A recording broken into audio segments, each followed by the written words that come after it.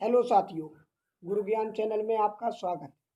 साथियों, आज इंटरमीडिएट का अध्याय फर्स्ट का संबंध एवं फलन आज शुरुआत करेंगे। तो दोस्तों, संबंध एवं फलन शुरुआत करने से पहले आप बहुत अच्छे से इसको समझना, क्योंकि ये ऐसा चैप्टर है कि पहले तो बच्चों के समझ में आता नहीं है, अगर आ भी गया तो बहुत ही जल्दी दिमाग से उतर जाता। तो दोस्तों, आज देखते हैं समझना थोड़ा। चलिए दोस्तों, चलते हैं चैप्टर की तरफ। तो दोस्तों, प्रश्नावली शुरू करने से पहले कुछ महत्वपूर्ण परिभाषाएं और कुछ महत्वपूर्ण पॉइंट्स हैं। संबंध एवं फलन, रिलेशंस एंड फंक्शन, ये पॉइंट दिए हैं 1 से लेकर 9 तक। तो दोस्तों, आज हम देखेंगे एक एक करके पॉइंट्स। अगर ये सभी पॉइंट्स मेरे समझ आ गए तो हम अच्छे से प्रश्नावली 1.1 कर सकते हैं। चलिए दोस्तों, तो सबसे पहले हम देखते हैं संबंध एवं फलन। संबंध होता क्या है? पॉइंट नंबर एक को देखते हैं सबसे बाद में, पॉइंट नंबर 2 से। यदि एक्स वाई किसी संबंध आर द्वारा संबंधित है तो इसे एक्स रिलेशन वाई लिखते हैं। चलिए दोस्तों, ऐसे समझ नहीं आएगा, एग्जाम्पल देकर समझाते हैं। चलिए दोस्तों, जैसा कि लिखा है संबंध, जैसे राम मोहन का भाई है तो राम का मोहन से कैसा है? भाई का। ऐसे ही दूसरा एग्जाम्पल दिया है, पी क्यू रेखा ए बी पर लंब है तो क्या रिलेशन है इसमें? लंब है। ऐसे ही तीसरा, एक्स वाई से अधिक है, क्या रिलेशन है? ये अधिक है एक्स किससे? वाई से। अगर ये भी नहीं समझ आया तो चौथा एग्जाम्पल, ए कोमा बी की माता है, ए माता है बी की। चलिए दोस्तों, ये होता है संबंध। चलते हैं दोस्तों पॉइंट नंबर 3 की तरफ। पॉइंट नंबर 3 दिया है प्रतिलोम संबंध। प्रतिलोम संबंध आर के प्रति एक क्रमित युग्म के अवयवों को परस्पर बदल देने से प्राप्त होता है। इसे आर इनवर्स से निरूपित करते हैं। हमें परिभाषा से ही पता चल रहा है कि प्रतिलोम संबंध ठीक विपरीत, ऐसे समझ नहीं आएगा दोस्तों, एग्जाम्पल देके देखते हैं। दोस्तों, प्रतिलोम संबंध यदि आर का वर्ग है प्रकट करता है आर इनवर्स का वर्गमूल से तात्पर्य होगा। जैसे दोस्तों, रिलेशन आर बराबर 1 का वर्ग 1, 2 का वर्ग 4, 3 का वर्ग 9, 4 का वर्ग 16, ऐसे आगे भी लिख सकते हैं। इसका इनवर्स निकालेंगे, प्रतिलोम निकालेंगे। प्रतिलोम का मतलब विपरीत इनवर्स, आर इनवर्स। तो 1 का 1 ही रहेगा क्योंकि 1 का विपरीत 1 ही होता है। 2,4 लिखा यहाँ हो जाएंगे 4,2, 3,9, 9,3, 4,16, 16,4। तो दोस्तों, ये होता है प्रतिलोम संबंध। चलिए दोस्तों, नेक्स्ट पॉइंट की तरफ। अगला पॉइंट दिया है सममित संबंध। तो दोस्तों, ये 3 बहुत ही मोस्ट हैं, सममित, स्वतुल्य और संक्रमक संबंध। तो चलते हैं सममित संबंध। जो संबंध x और y में है, यदि वही संबंध y और x में हो उसे सममित संबंध कहते हैं। चलिए दोस्तों, एग्जाम्पल से समझते हैं। सममित संबंध समानता का संबंध अर्थात सममित संबंध है, जैसे x बराबर y। दूसरा एग्जाम्पल है a, b belongs to R, यानी कोई रिलेशन अगर हमें दिया है तो उसमें a, b रिलेशन में a, b होना चाहिए और b, a belongs to R, यानी a, b अगर मिल रहा है तो हमें b, a भी मिलना चाहिए। ये होता है सममित संबंध। चलिए दोस्तों, पॉइंट नंबर 5 की तरफ।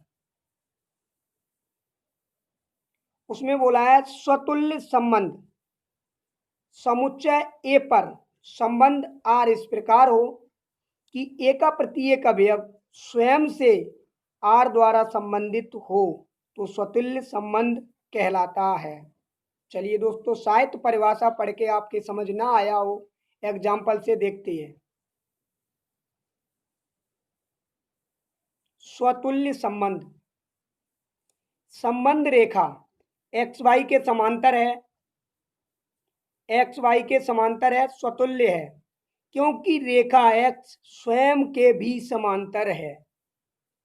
अगर ये समझ ना आया हो तो दूसरा पॉइंट देखते हैं। संबंध एक्स बराबर वाई स्वतुल्य है क्योंकि एक्स बराबर वाई तो वाई बराबर एक्स, तो लिख सकते हैं एक्स बराबर एक और वाई बराबर वाई।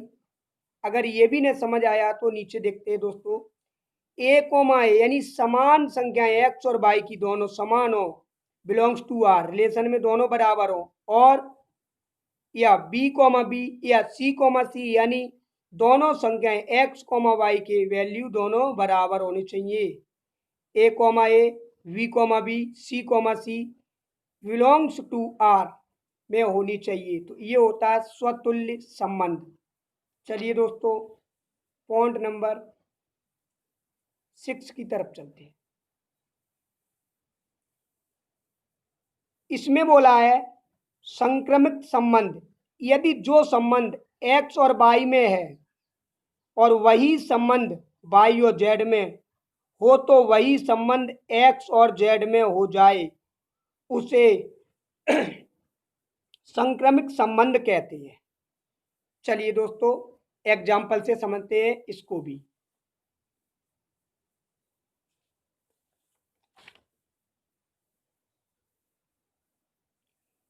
देखिए दोस्तों, संक्रमिक संबंध, यदि ए लेस देन बी और वी लेस देन सी तो ए लेस देन सी हो तो संक्रमिक संबंध होगा।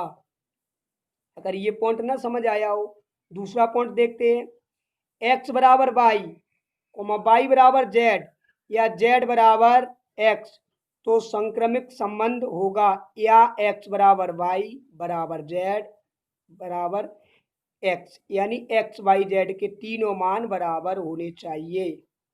अगर ये भी पॉइंट समझ ना आया हो तो पॉइंट नंबर 3 देखते हैं।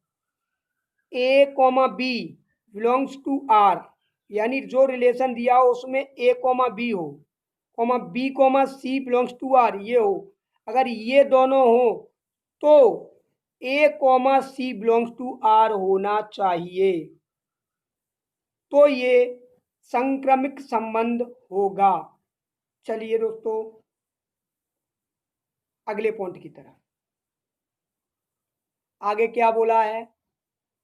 आगे बोला है दोस्तों 7 पॉइंट, वह संबंध जो सममित, स्वतुल्य और संक्रमिक हो उसे तुल्यता संबंध। तुल्यता संबंध तीनों कंडीशन को फॉलो कर रहा हो, तीनों शर्त पूरी लागू हो रही हो तो उसे तुल्यता संबंध कहते हैं। तीनों पॉइंट अभी हम आपको बता के गए हैं। चलते हैं पॉइंट नंबर 8 की तरफ। क्या बोला है?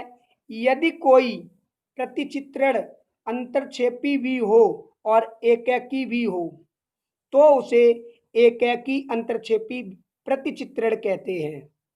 कैसे दोस्तों, देखते हैं एग्जाम्पल से।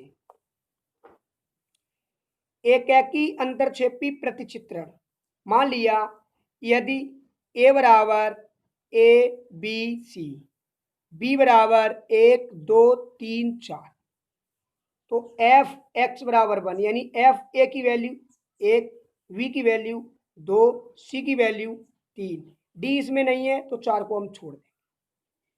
चलिए दोस्तों, अब बनाएंगे दो सर्किल ए और बी। ए की वैल्यू है ए कोमा बी कोमा सी और बी की वैल्यू है 1 2 3 4। ए को 1 से मिलाएंगे, बी को 2 से मिलाएंगे और सी को 3 से मिलाएंगे। 4 छूट जाएगा क्योंकि यहाँ पर डी नहीं है। चलते हैं दोस्तों एक्सरसाइज की तरफ। प्रश्न में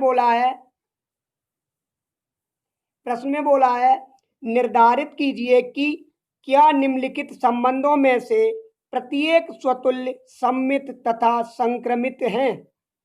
प्रश्न पहला है समुच्चय ए बराबर 1 2 3 डॉट डॉट डॉट 13 14 तक में संबंध आर इस प्रकार परिभाषित है कि R equal x comma y अनुपात 3x माइनस वाई इक्वल 0। चलिए दोस्तों प्रश्न को सॉल्व करते हैं।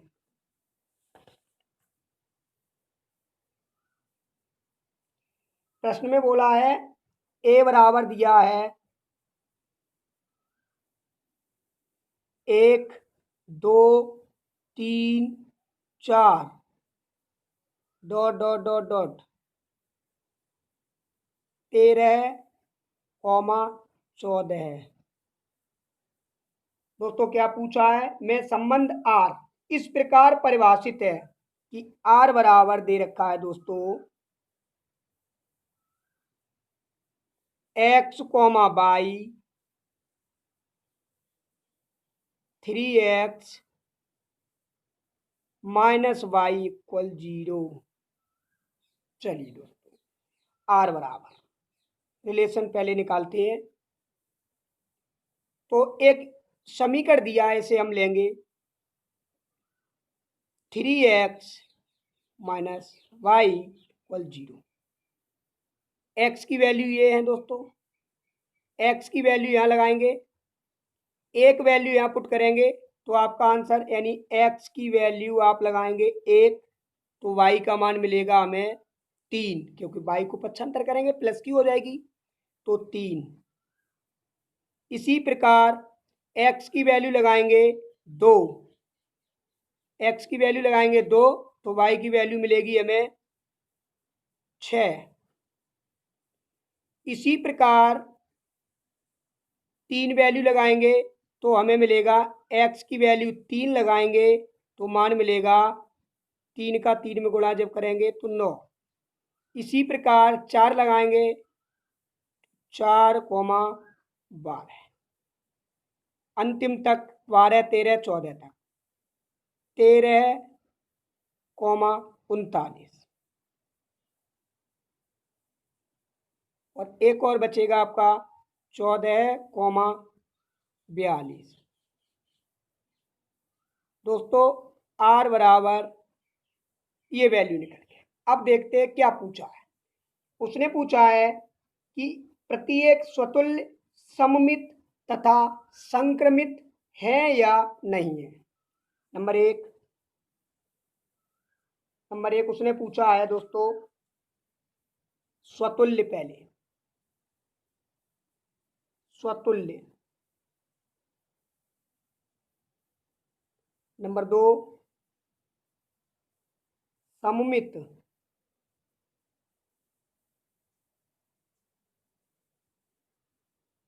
नंबर 3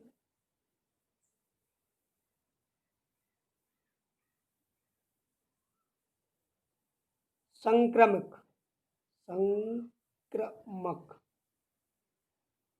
चलिए दोस्तों अभी अभी आपको हम बता के गए हैं स्वतुल्य की परिभाषा। स्वतुल्य की परिभाषा अभी आपको बता के गए हैं बिलोंग्स टू आर। इसका मतलब ये है कि 1 comma 3 2 comma 6 3 comma 9 4 comma 12 dot dot dot 13 comma 39 14 comma 42 इसमें कोई भी 1 कोमा 1 यानी दोनों संख्याएं एक्स और वाई की बिलोंग्स टू आर यानी रिलेशन में नहीं है तो ये स्वतुल्य नहीं होगा। स्वतुल्य नहीं है।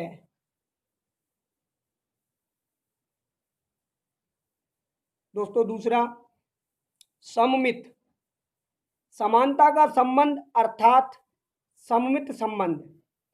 उसमें बोला है a comma b belongs to R, मतलब ये कहा उसने 1 कोमा 3 मान लिया हमने ये ए की वैल्यू ये बी की वैल्यू है ये तो है बिलोंग्स टू आर, रिलेशन में है इसमें। और 3,1 ये नहीं है कहीं, तो लिख देंगे नॉट बिलोंग्स टू आर। सममित नहीं है, सममित नहीं है। चलिए दोस्तों तीसरे पार्ट की तरफ। संक्रमक, संक्रमक अभी बता के गए आपको हम कि यदि a comma b belongs to R, b comma c belongs to R, तो a comma c belongs to R होना चाहिए। ए कॉमा बी मान लिया 1,3 ये दिया है, ए कॉमा बी, बी कॉमा सी, बी की वैल्यू हो 3, बी कॉमा सी, यानी 1,3 बिलोंग्स टू आर है। और बी कॉमा सी यानी 3,9 बिलोंग्स टू आर है। लेकिन